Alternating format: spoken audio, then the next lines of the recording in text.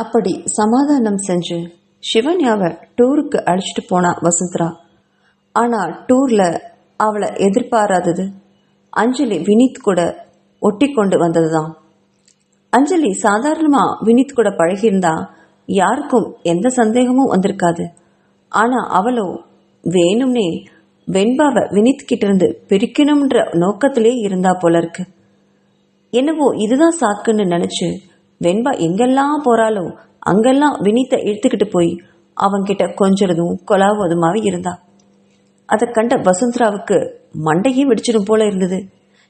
இந்த பாழா போனவ எல்லா திட்டத்தையும் நாசமாக்கிடுவா போல இருக்கு அப்படின்னு மனசுல அஞ்சலியை திட்டினா.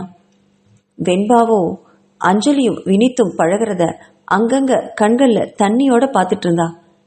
சிவன்யாவு வெண்பாவை திரும்பி பார்த்து, நான் சொன்னது உண்மை பாரு, இப்பவாது உனக்கு புரிஞ்சுதா அப்படிங்கிற மாதிரி ஒரு பார்வை பார்த்தா. அதை பார்த்த வெண்பாவுக்கு முகமெல்லாம் செவந்தே போச்சு அவமானத்துல. இதுக்கு மேல பொறுக்க முடியாத வசுந்தரா வினீத்துக்கு அலைபேசியில கூப்பிட்டா.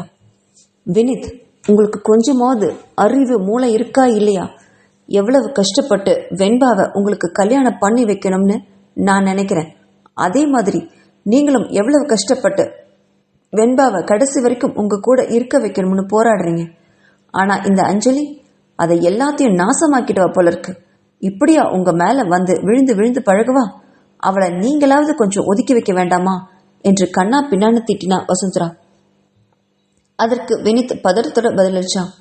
வசுந்தரா, எனக்கும் இது புதுசா இருக்கு. எப்பவுமே அஞ்சலி யாருடைய கண்ணிலையும் படாம தான் என்கிட்ட பழகுவா. ஆனா இப்போ இந்த டூரை சாக்கா வச்சு என்னையும் வெண்பாவையும் பிரிக்க பாக்குறா. நான் எவ்வளவு சொன்னாலும் கேட்கவே மாட்டேங்கிறா. வெண்பா இருக்கிற இடமா பார்த்து என்னை கூட்டிட்டு போய் என் தோள் மேல கை வைக்கிறதும் கட்டி பிடிக்கிறதும் முத்தம் கொடுக்கறதும் ரொம்ப தொல்லை பண்றா வசுந்தரா. எனக்கு என்ன பண்றதுனே தெரியல. இங்க என்னோட ஃப்ரெண்ட்ஸ் கூட நீ வெண்பாவை காதலிக்கிறியா இல்ல அஞ்சலியை காதலிக்கிறியான்னு கேக்குறாங்க. எனக்கு பைத்தியமே பிடிச்சிடும் போல இருக்கு என்று புலம்பினான். வசுந்தரா எதுவும் பேசாம கொஞ்சம் மௌனமா இருந்தா. சரி வினீத், எனக்கு என்னமோ அஞ்சலி உங்களையும் வெண்பாவையும் பிரிக்கிறதுக்கு தான் இந்த மாதிரி பண்றான்னு தோணுது. நீங்க ஒண்ணு பண்ணுங்க, அஞ்சலிய டைரக்டா கூப்பிட்டு பேசுங்க. இந்த மாதிரி பண்ணா நம்ம வாழ்க்கையே நாசமா போயிடும்னு அவளுக்கு புரிய வைங்க. முடிஞ்ச அளவுக்கு அவ கூட இருக்கிறத தவிர்த்துட்டு வாங்க. இவ்வளவுதான் என்னால சொல்ல முடியும். உங்க வாழ்க்கை உங்க கையில அப்படின்னு சொல்லி போனை வச்சா வசுந்தரா.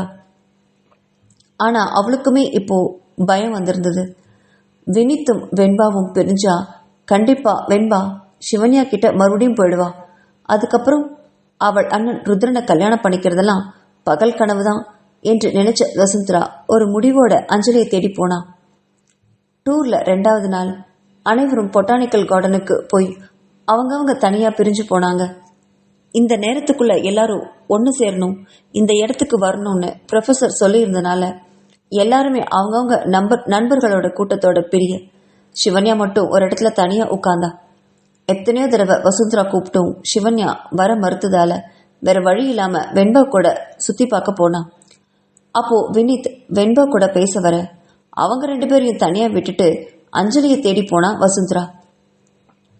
ஒரு இடத்துல அஞ்சலியை பார்த்தவ, ஏய் அஞ்சலி, நீ பண்றது கொஞ்சம் கூட சரியில்லை என்று கோபமாக சொன்னவளை பார்த்து புரியாம பார்த்தா. என்ன, நான் என்ன பண்ண என்று அசால்ட்டா கேட்டா.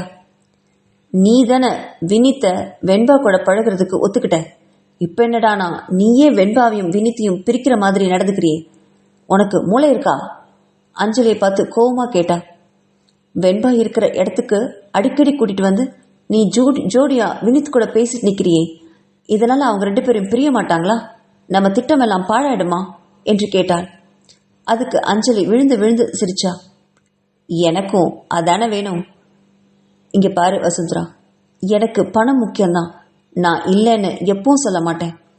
ஆனா பணத்துக்காகவே வினீத்த வெண்பாவுக்கு விட்டு கொடுத்ததும் உண்மைதான். ஆனா வினீத் வெண்பா கூடவே இருக்கணும்னு நினைக்கிறான். என்னை கழட்டி விட பாக்குறான். அதை நான் எப்படி ஏத்துப்பேன்? வினீத் வெண்பாவும் ஜோடி சேர்ந்து போயிட்டா அப்புறம் எனக்கு எப்படி பணம் கிடைக்கும் என்று கேட்டாள். இங்க பாரு வசுந்தரா, எனக்கு பணம் எவ்வளவு முக்கியமோ அதை விட முக்கியம் வினீத். எந்த காரணத்தை கொண்டும் வினீத்தை நான் இழக்க மாட்டேன் என்று ஆத்திரத்தோட பல்ல கடிச்சுக்கிட்டு பேசினான் அஞ்சலி. அதை கேட்ட வசுந்தரா கொஞ்சம் திகைப்படைஞ்சா. இங்கே பாரு அஞ்சலி, நீ இந்த மாதிரி பண்ணுறதால எல்லாருக்கும் எவ்வளவு நஷ்டம் தெரியுமா? வினித் இவ்வளோ நாளும் போட்ட திட்டமெல்லாம் பாழாப்படும். கொஞ்சம் கவனமாக இரு என்று கவலையோடு சொன்னான்.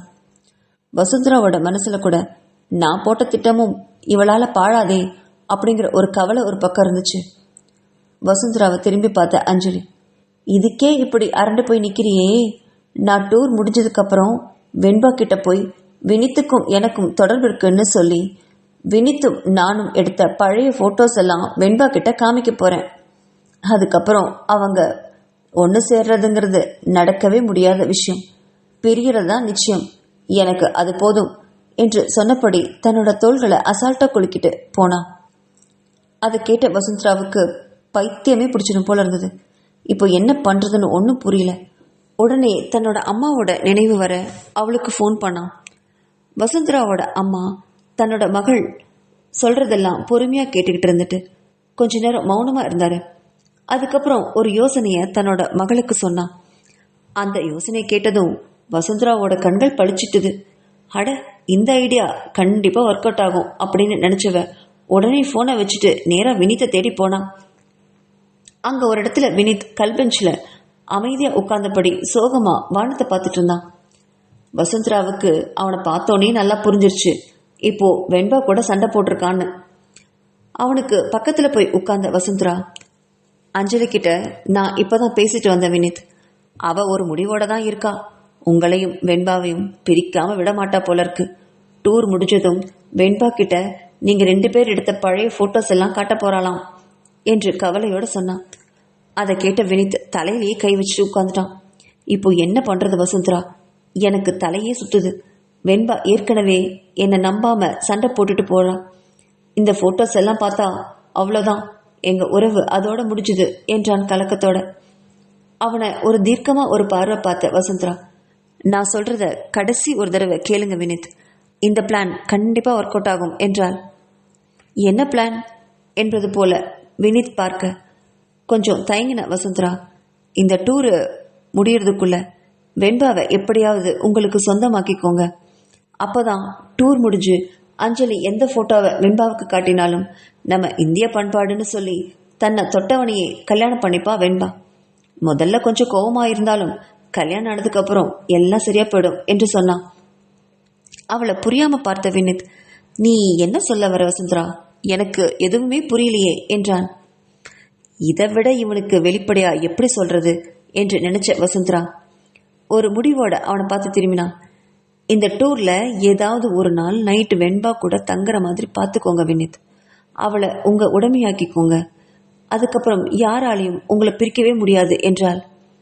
அதை கேட்ட வினித் அதிர்ச்சி அடைஞ்சான்.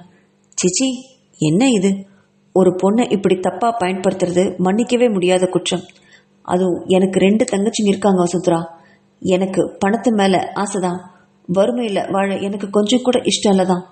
ஆனா அதுக்காக ஒரு பொண்ணுகிட்ட தப்பா நடந்து அதன் மூலமா வரக்கூடிய வாழ்க்கைய நான் எப்படி விரும்புவேன்?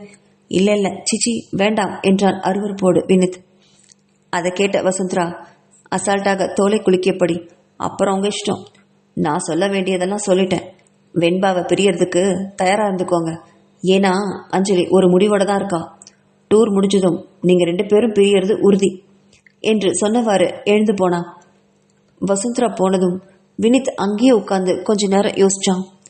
வெண்பா தன்னை விட்டு பிரிஞ்சு போறத அவனால கற்பனை கூட பண்ண முடியல. இதனால இதுக்கு வசுந்தரா சொன்ன வழி ஒரே வழிதான் இருக்க முடியுமோ அப்படின்னு நிதானமா யோசிச்சுவேன். ஒரு பெருமூச்சோட எழுந்து நின்னான்.